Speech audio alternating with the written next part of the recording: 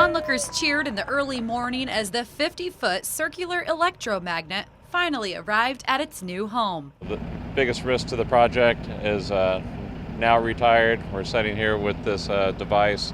We just get to put it back together now. The fun part starts. The Muon g-2 has traveled 3,200 miles from Brookhaven National Laboratory in Long Island, down the Atlantic coast, through the Gulf of Mexico, up the Mississippi River, and finally landing by barge in Lamont. From there, it took 3 nights to drive to Batavia.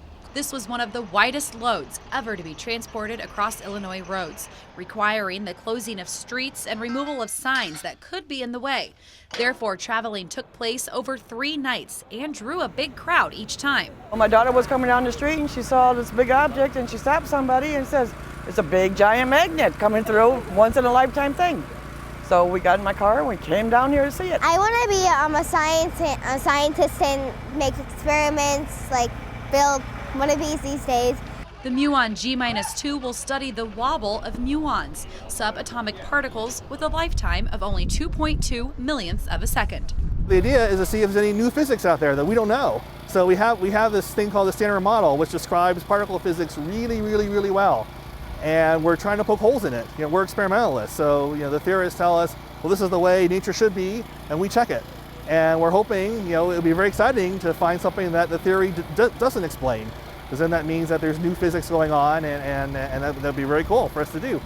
To build a new electromagnet would have cost about $30 million. To move only cost about $3 million, but it's a tricky process. The Muon g-2 can't twist or it will damage the ring entirely. It's made out of metals, and aluminum mainly, copper, but there's a special metal that it uses called niobium titanium. It's like as fine as human hair. If the magnet twists, then we have the possibility of breaking these very delicate strands. In charge of moving the device was Emmert International, an Oregon-based company that specializes in heavy haul transportation.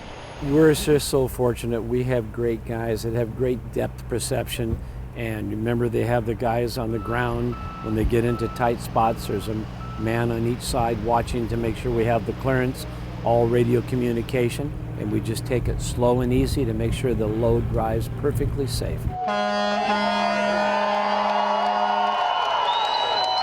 At the end of the journey, Fermilab had a party where people could watch as the Muon g-2 traveled across the campus, landing at its final home. This is exciting. I just love the fact that Fermi's getting some new things to be able to work on. The science behind it's fascinating. It was kind of cool. My father worked at Fermilab for 42 years, so he retired in 2010, so we brought him up today just for the heck of it. I think it's a good thing for the laboratory. I like all the PR it's brought to the laboratory, and it goes to show that science is still going on at Fermilab. It's not dying. Well, I think it's pretty amazing at home I was thrilled that we were going to see a giant magnet, although I didn't even know what Fermilab was and what an electromagnet was. But then my brother explained it to me. Well, I'm just thinking that it's amazing that they could get it from New York here. As we can see the excitement of the people here, that there really is still a next generation of science that's going to be happening here at Fermilab. Fermilab is building a new facility where the electromagnet will be housed. That will be done in January. I'm Jen Hannon for Naperville News 17.